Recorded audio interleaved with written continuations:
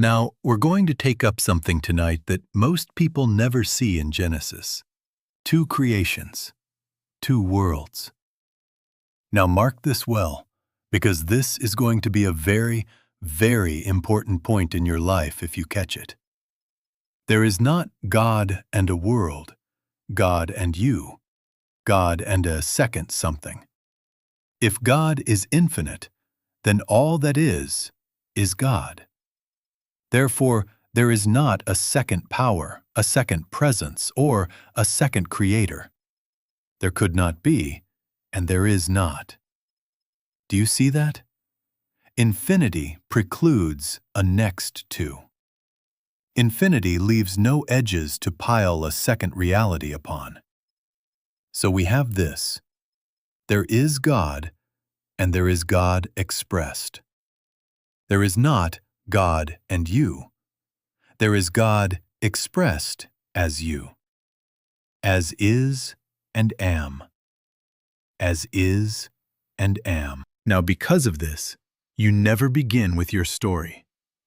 You never begin with me and my history, with the dates and the wounds, with the family album opened to page 3. You begin with God.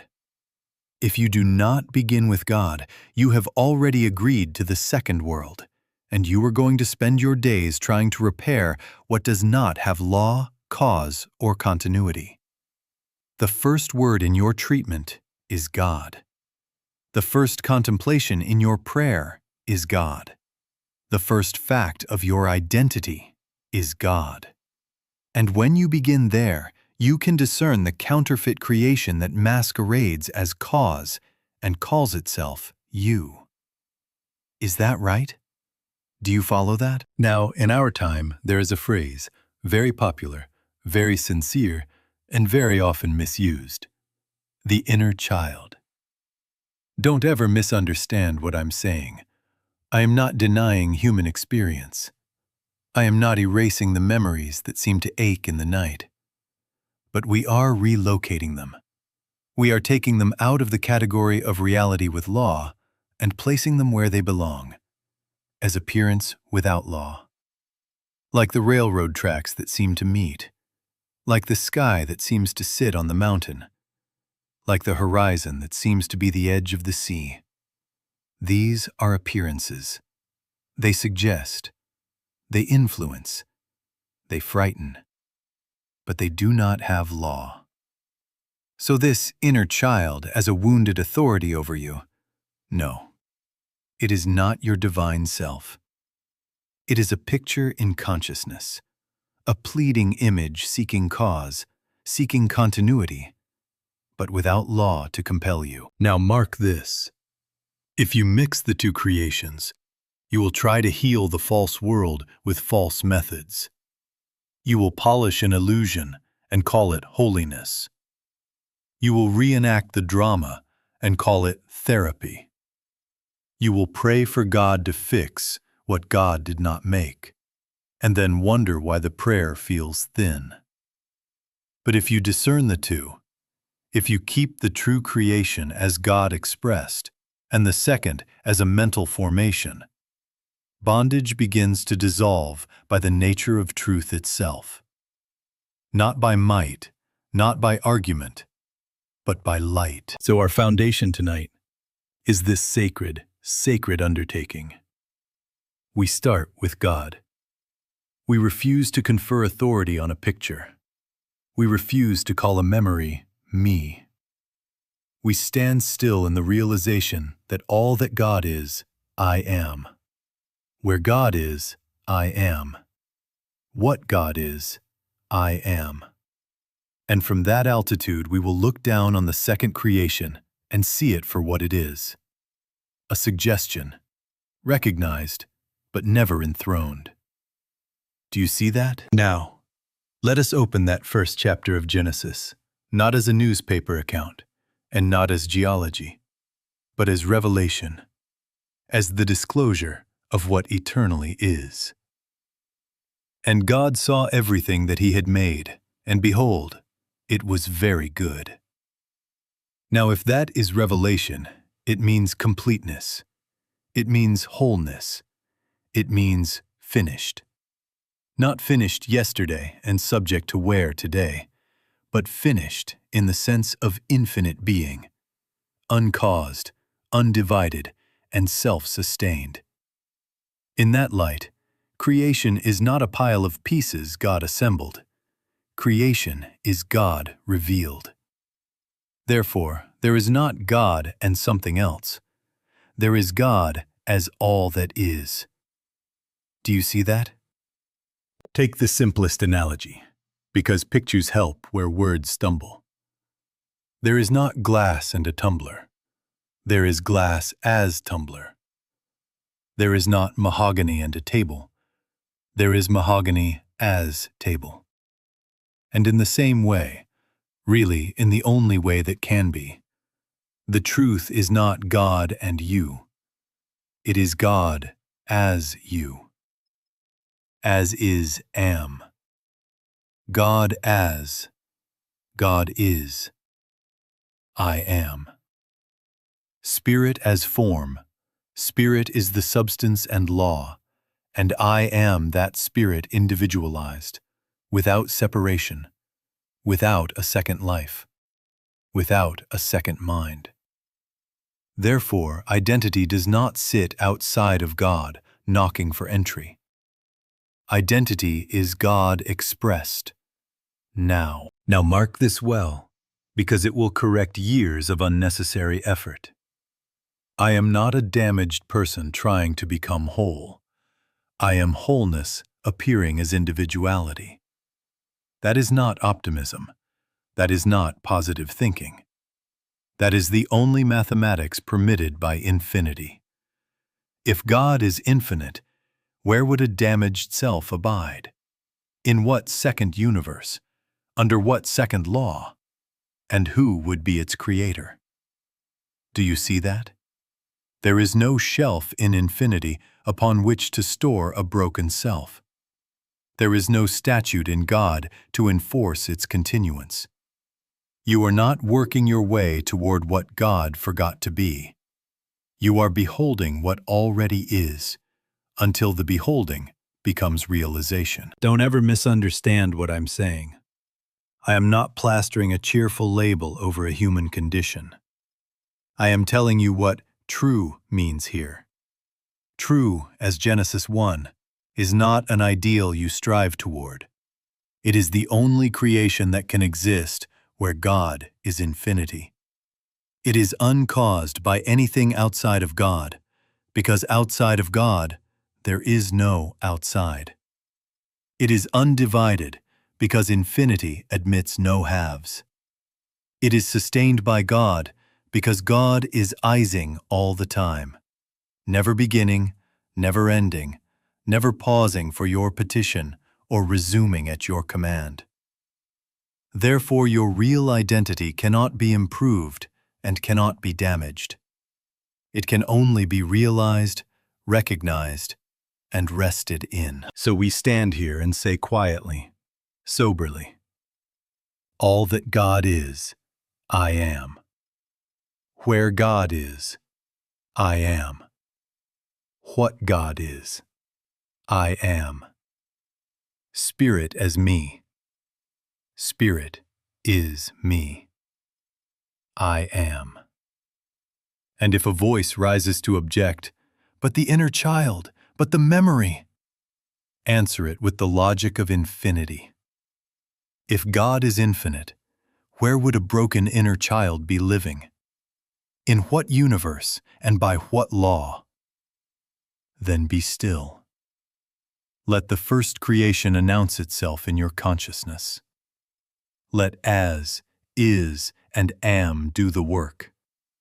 And the true creation, already complete, stands revealed.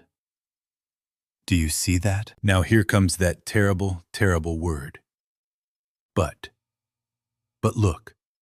Trauma, fear, addiction, shame, broken families, betrayals that leave a bruise on the memory. Now how can that be if creation is perfect? How can a heart tremble if God is the only law?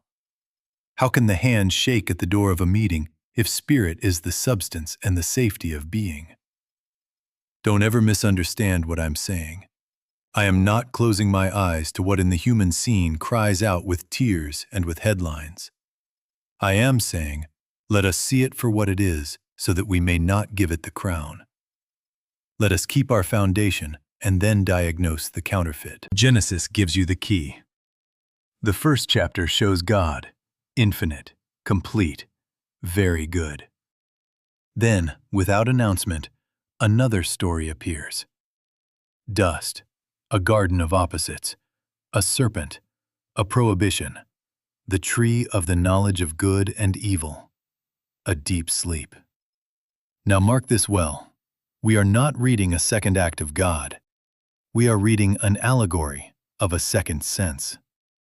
We are witnessing the human mind set up a world of twos, good and evil, safe and unsafe, loved and unloved, and then live under the anxiety of its own manufacture. Do you see that? The deep sleep in which Adam finds himself is the sleep of separation, the hypnosis of I, me, mine. The suggestion that there is a self-acting life apart from God that must manage risk, earn favor, fix itself, defend itself, and, at last, die. Bring that into our language today, and you have the second creation. The psychological identity assembled out of memory and interpretation, stitched from survival strategies, reactions, and inherited beliefs. Mother's worry, father's anger, the culture's fear, religion's guilt, combined and then called me. It is a world-making factory between the ears, a ceaseless narrator sorting all events into good or evil, and then offering prescriptions for control. Hold back here, perform there, numb this, rehearse that. And because thought is creative within its own frame, the world seems to conform to the script. But it is still script. It is not law. It is not God. Now hear this, because it will clarify much confusion. What many call the inner child is often this second creation self in miniature. A tender, frightened image in consciousness that rises up and says, I am you. Protect me. Explain me. Repair me forever. It weeps with old pictures and pleads for continuity, and if you grant it identity, you will build a life around it. You will make every room a courtroom and every relationship a negotiation. You will spend years proving, defending, nursing, and polishing an image. Do you see the trap? If you accept the second creation as your origin, you will keep its factory running. You will live by diagnosis and counter-diagnosis, by good and evil calculations that never let you rest. One day you win, the next day you lose, and the meter never stops. And all the while the tyrant is a picture, like railroad tracks that seem to meet and yet never meet, like the sky that seems to sit on the mountain and yet never touches it, like the horizon that seems to end the sea and yet does not. The second creation has power only as it is taken for reality. Withdraw the credence, and the hypnotism weakens. Refuse it identity, and its laws fail to bind. So our diagnosis is simple and saving. The second creation is not your origin.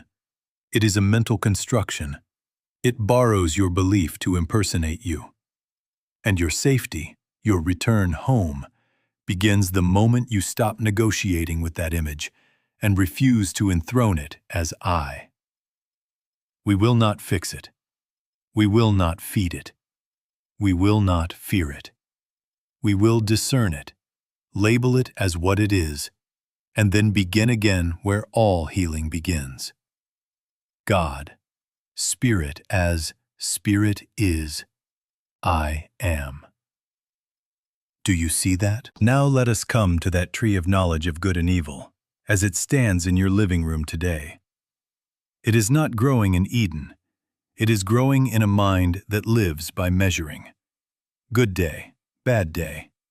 Triggered, soothed, progress, setback, worthy, unworthy, safe, unsafe. Every hour the scales come out and you place yourself, others, and God on a spectrum of approvals and condemnations. Do you see that? That is eating of the tree, living by evaluation, by diagnosis, by the labels that say, "This is who I am because history says so," or "This is who you are because behavior says so." It is the human mind making a courtroom of consciousness and calling it wisdom. Now mark this well, because it will save you years. The moment healing becomes a project in good versus evil, if I can finally fix the hurt one, then I'll be worthy. If I can finally root out the bad, the good will win. You have already enthroned the second creation. You've divided yourself into fixer and fixed, judge and prisoner, past and future. And you are asking time to be your savior. You are bargaining with tomorrow for a wholeness that Genesis 1 says is already the nature of being. Don't ever misunderstand what I'm saying. Compassion is not rejected. Wisdom is not rejected. We will sit with tears. We will listen with the tenderness of God. What is rejected is granting a broken self reality, law, and history as its authority. We refuse to write it a constitution. We refuse to crown it as I. How subtle this is.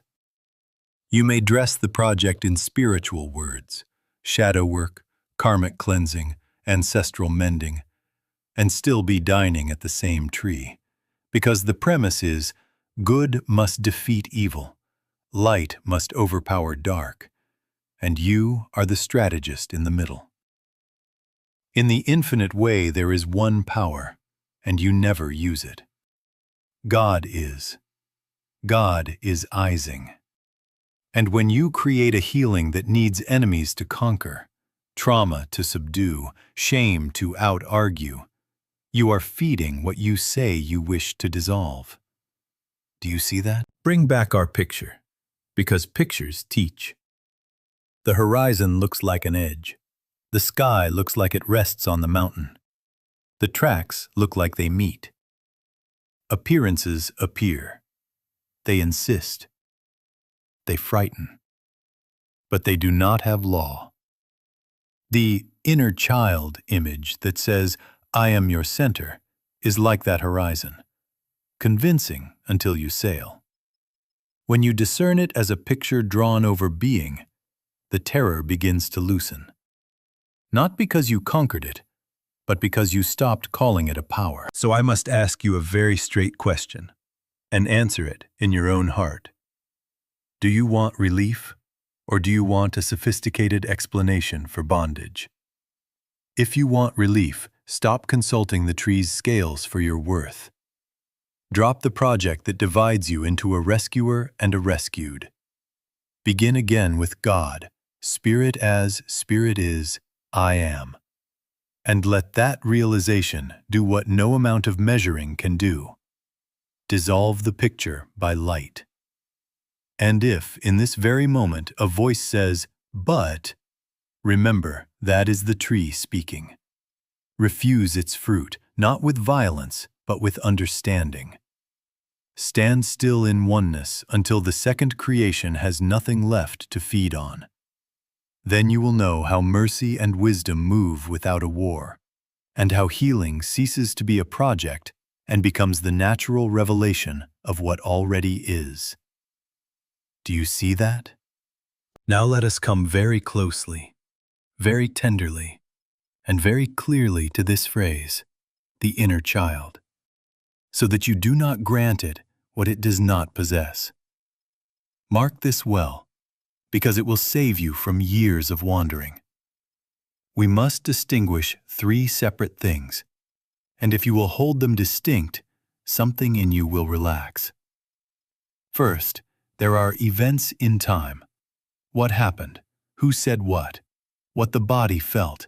What the room looked like? Those are occurrences on the film of time. Second, there is the mind's picture of those events, the interpretation, the replay, the stitched-together narrative with music and lighting and captions. Third, there is the self, God expressed as you, as/is/am, untouched by either event or image. Do you see that? If you fail to keep these three distinct, you will try to treat God for a motion picture, and you will wait in vain for the screen to say, "I am healed."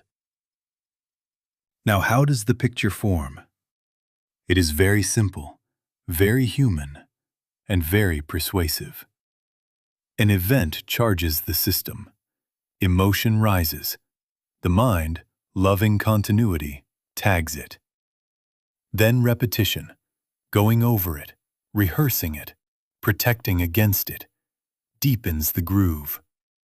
Social reinforcement, family stories, cultural labels, even therapeutic categories at times, provides applause for the picture. Yes, that is who you are. The hurt one, the abandoned one, the anxious one. And little by little, the label feels safer than nameless space, so the image asks for a passport, for law, for cause, for a future. It says, "I am you. Carry me into every room." And because consciousness is creative within its own frame, the world complies with the tag you wear. But it is still a tag. It is not law. Now here is the radical reassurance that disarms fear. The image is not evil. It is not a demon. It is a suggestion. It is an appearance asking for your credence, seeking your name, your future, your relationships. No law, no cause, no continuity, no destiny in that image, unless you endow it with your acceptance. Do you see that? Like the horizon that looks like an edge and organizes your fear until you sail. Like the rails that seem to meet and organize your eyes until you walk. It is a picture operating by persuasion, not by principle. Withdraw the credence, and it cannot bind. Don't ever misunderstand what I'm saying. This is not blaming the sufferer. This is not saying, "You did it, shame on you." No. This is the mercy of removing a false authority so that healing is possible. We will sit with tears. We will honor the body's tremor. We will listen as love listens. But we refuse to write a constitution for a picture. We refuse to crown the image as I. We return the event to time, the picture to thought, and identity to God. All right, then what do you do when the inner child rises and pleads, "Please protect me forever"? You do not argue with a child, and you do not negotiate with a picture. You begin with God, quietly, firmly. God as, God is, I am. As, is, am. Spirit as me. Spirit is my being. I am that I am. Then you look at the picture and you name it correctly. An image seeking law, without cause, without continuity. You may even say within yourself, "Beloved image, you do not constitute my identity. You have no law to perpetuate yourself. I do not feed you with fear. I do not freeze you with worship. I rest in God." And then you rest. You rest and rest and rest until the second creation runs out of your belief. Is that right? Do you see how the burden lifts when you keep the three distinct? So hold this. The events were, the picture is a suggestion. The self is. Events pass, pictures dissolve, being abides. And in that abiding, the name tag falls away. Relationships are no longer negotiations with a ghost, and the heart discovers it was never the wounded one. It was the Holy One witnessing a picture. As, is, am. Stay there until the image has nothing left to claim. Now, here comes that terrible, terrible word. But. But the pain is real. But my body remembers. But I was harmed. But I can't forget. All right. Let us bring those buts right into the light, not to shame them, not to silence them with slogans, but to see them rightly so they do not hijack your identity. Don't ever misunderstand what I'm saying. Pain felt is pain felt. Memory surging is memory surging. The body trembling is the body trembling. We do not deny experience. We deny its claim to be a law over God. Do you see that? Now mark this well, because it will change the very way you sit with yourself. Pain felt does not prove an independent power. It proves that a picture is being believed in that moment. That is all. How do we know? The same way we know the rails do not meet, though your eyes insist they do. The same way we know the horizon is not a wall, though your stomach says, don't sail. The same way you wake from a dream in which you were chased, heart pounding, breath fast, muscles tight. And yet when the light comes on, there is no pursuer in the room. The body remembers an image. The nerves echo an appearance. But there is no second power enforcing it. There is no law to keep the dream alive once you awaken. Do you see that? Therefore, the practical pivot is this. We do not fight the picture. We discern it. We do not wage war with memory. We wake. We do not wrestle with the body. We refuse to give the sensation a throne. We begin where we have been trained to begin. God as, God is, I am. As, is, am. Spirit as my being. Spirit is the law and the life of me. I am that I am. Then, with that realization breathing in us, we look right at the surge and we name it. Picture, suggestion, replay, momentum in the nerves, but not law, not identity, not cause. Do you see why force doesn't heal? Force only confirms there is something there to fight. The more you strike at the horizon, the more edge you create. The more you run down the tracks to make them separate, the more they seem to kiss in the distance. The more you argue with the dream tiger, the longer the night feels. But turn on the light, discernment, and the entire cast dissolves without a struggle. Not because you became stronger, but because you stopped crowning a picture as a power. So when the but rises, be very gentle and very exact. Sit. Feel what is felt without verdict. And quietly, firmly, return to oneness. Father, Thou art the life of me. All that God is, I am. Where God is, I am. What God is, I am. Rest there until the rails straighten in your seeing, until the sea opens beyond the horizon, until the dream loses your name. Pain has had its say. Let truth have its being. Acknowledge the wave. Refuse to call it the ocean. Discernment dissolves what struggle preserves. And as you practice this, you will discover a strange and beautiful thing. The but grows quieter, not because you outshouted it, but because it has nothing left to claim when you will not make it a second power. Do you see that? Now let us turn to prayer. Because if you do not correct prayer, you will keep re-enlisting in the second creation, even while speaking holy words. Mark this well. Because if you catch it, you will feel chains fall without a battle. The most common hidden petition in this room is, God, come into my past and fix it so I can be whole. Do you hear what that implies? It implies God was absent then. It implies wholeness is not present now. It implies a second law that can be reversed with enough pleading. But, and here comes that terrible, terrible word, but the premise is wrong. God is not coming. God is. God is ising. Wholeness is not handed to you as a package. Wholeness is the nature of God, and God constitutes your identity. Do you see that? Don't ever misunderstand what I'm saying.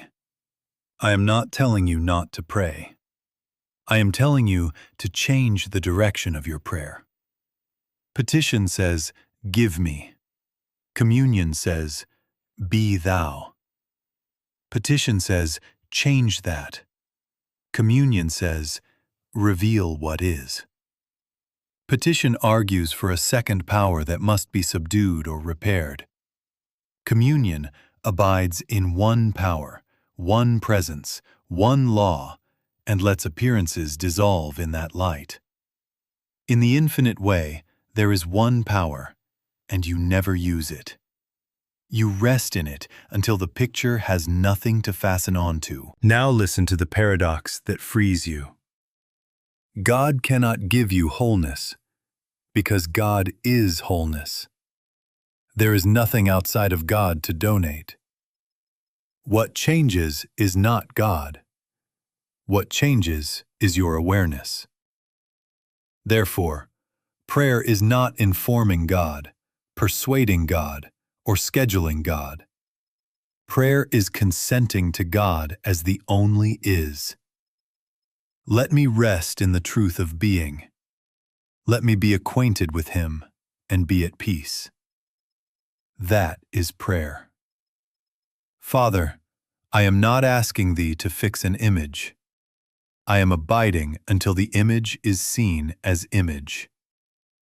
Thy grace is my sufficiency in all things. That is prayer.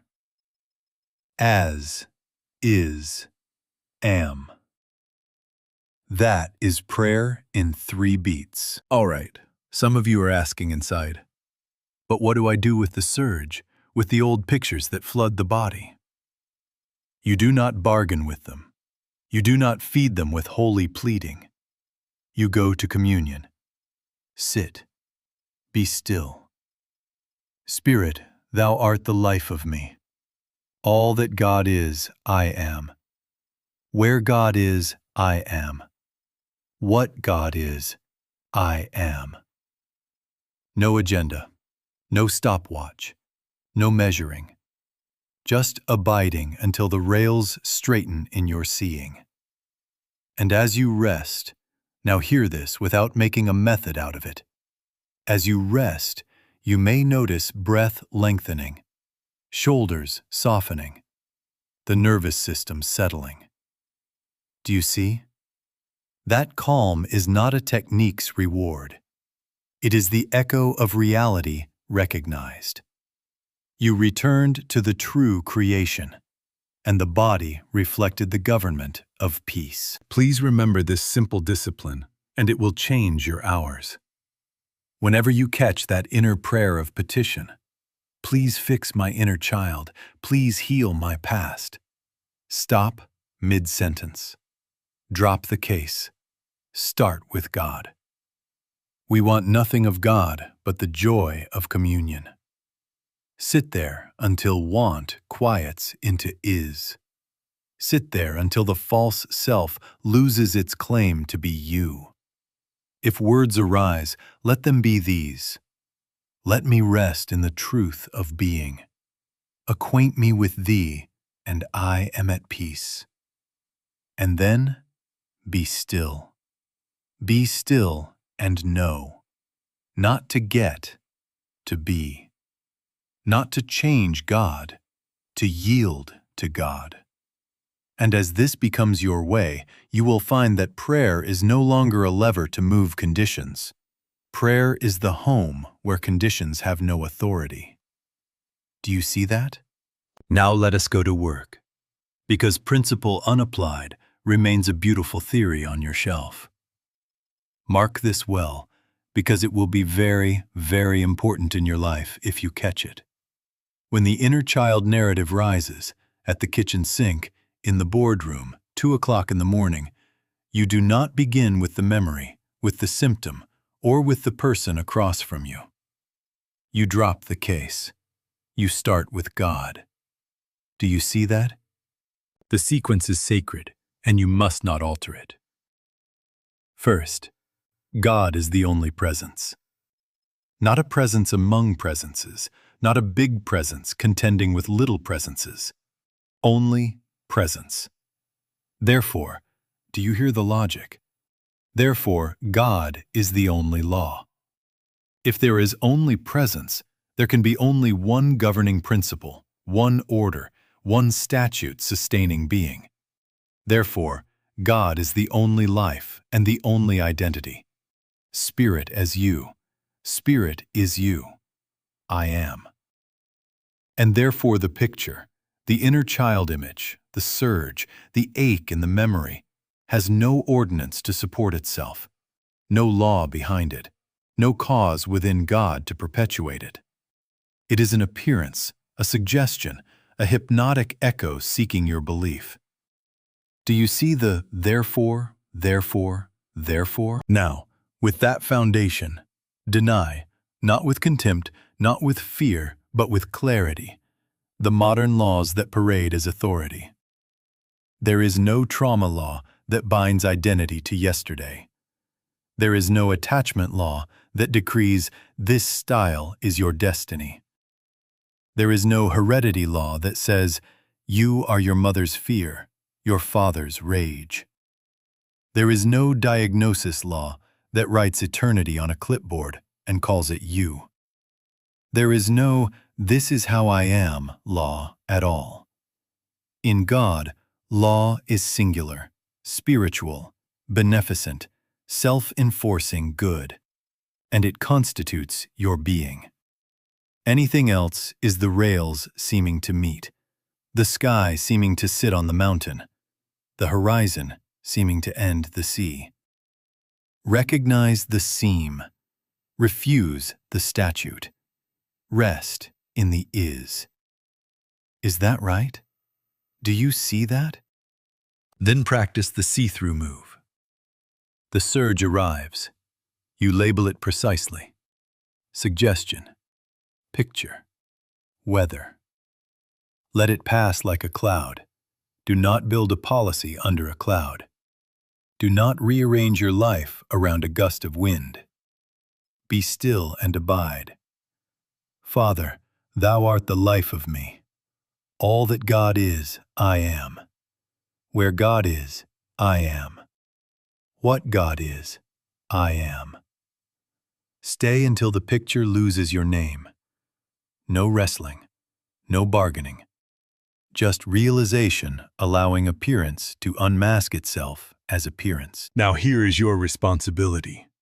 And if you will not accept it, you will have to take this class again in your own experience. This is not a one-time brilliance.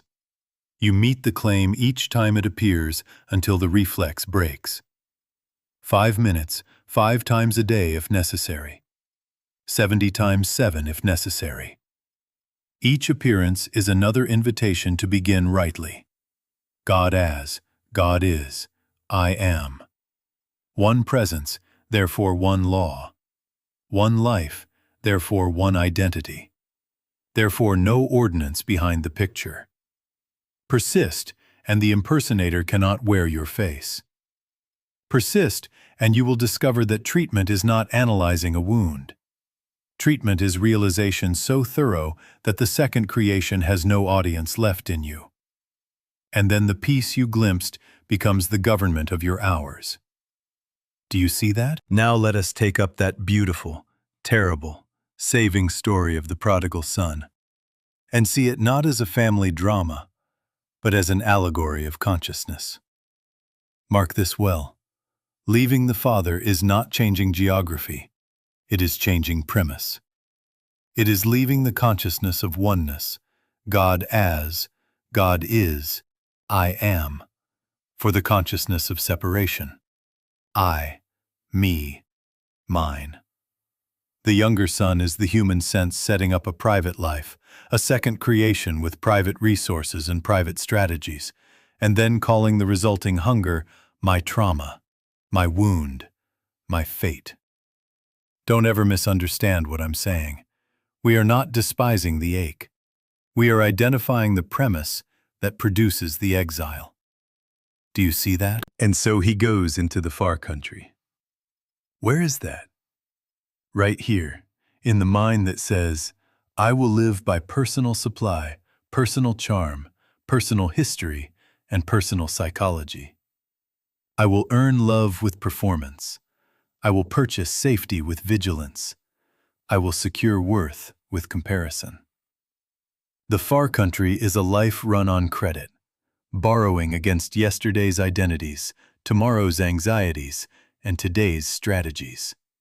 Building a self out of narratives and nicknames. Even the inner child becomes a passport there. Here is my card. Treat me according to this picture. That is the far country, a ceaseless project to feed a separate self on its own inventions. Do you see it? But then comes the famine, and it is mercy in disguise. The second creation runs out. Relationships can't hold the weight of your need. Careers cannot soothe the midnight. Achievements fail to vote you worthy. Coping devices fray. Anxiety spikes. Identity fatigue sets in. The party is over and the pig pen is honest. Now mark this well, because it is the turning point. The famine is not a curse. It is the end of a mistaken premise. It is the revelation that the far country has no law, no cause, no continuity, only a hunger produced by separation believed. And right there, the miracle begins. I will arise and go to my Father. Repentance is not shame. Repentance is return. It is not self-improvement theater. It is surrender of a false center. It is the deep inner consent to stop earning what is already yours by nature. It is dropping the case and starting with God. God as, God is, I am. As, is, am. I am home in thee. That is repentance in one sentence. Do you see how clean that is? No bargaining, no penance, no resume, just the end of separation as premise. And what meets you? Not a judge tallying sins, but the Father running.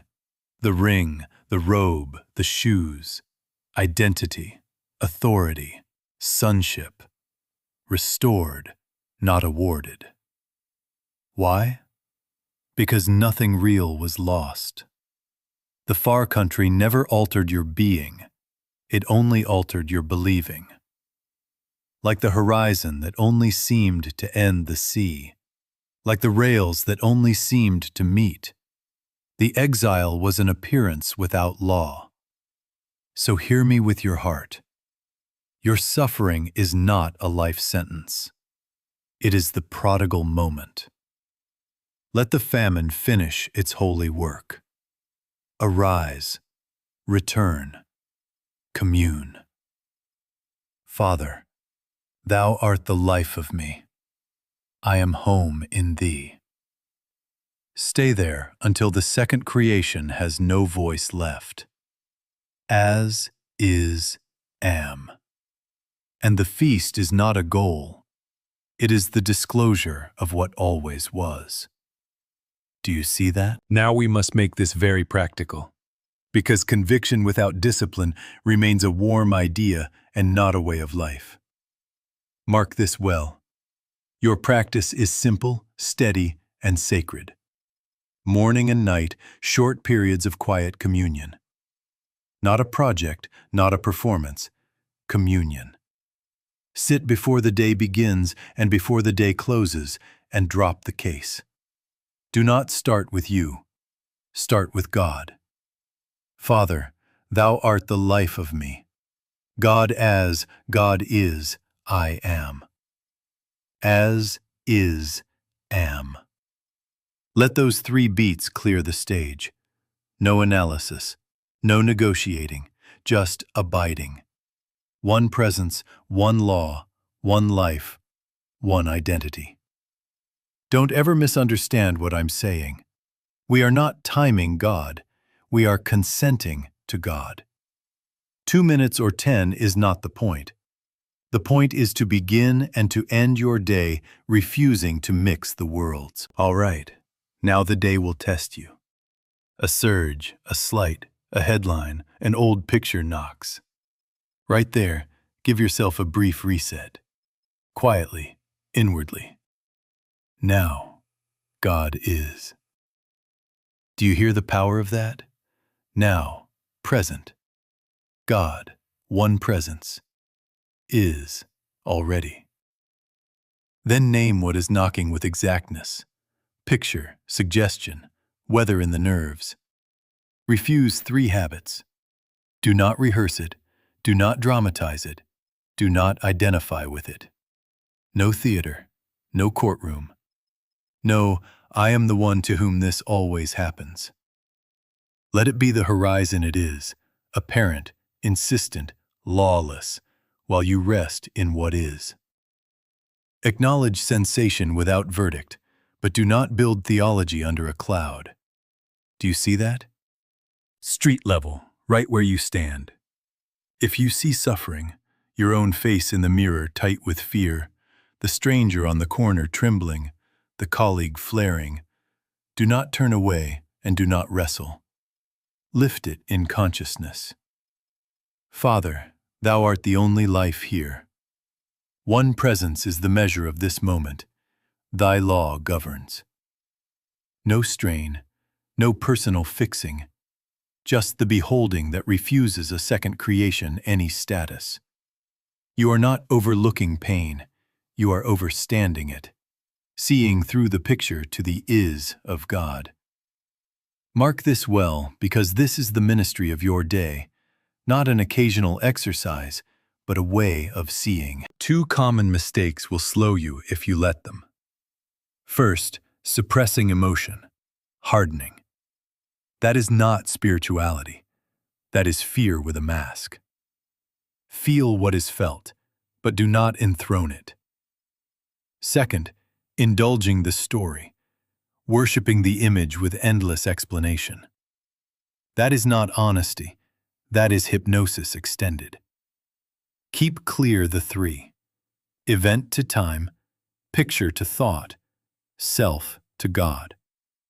Do you see how that steadies you? And how will you know you are maturing? Not by fireworks, but by quiet changes. Shorter episodes, faster returns, less compulsion to explain, more peace without a reason. Beware here of the tree's scales. Do not make a new scoreboard. Simply notice that it is easier to come home because you have given home your mornings and your nights and your nows. Keep the true creation and the second creation separate every day until peace is no longer a visitor, but the government of your being. As, is, am. Stay with that. Persist in that. And watch how the impersonator, unfed, cannot wear your face. Do you see that? All right, let us bring the whole of this class into 3 simple beats. And if you will carry them, they will carry you. First, the true creation is established. God as, God is, I am. Spirit expressed, complete now, intact, uninjured. Second, the second creation is exposed. A world the human mind makes. Pictures, suggestions, rails that seem to meet. Appearances without law asking for your belief. Third, the return is accomplished, not by projects, not by bargaining, but by communion and specific treatment. Drop the case. Start with God. Abide until the picture cannot impersonate you. As, is, am. Do you see that? Now let there be a stillness right here. No fixing, no bargaining, no tomorrow. Father, thou art the life of me. All that God is, I am. Where God is, I am. What God is, I am. Let breath find you. Let the nervous system rest in a presence that is not arriving. It is. You are not pushing darkness out. You are consenting to light. You are not winning a war. You are waking from a dream. Don't ever misunderstand what I'm saying. This is not technique. This is home.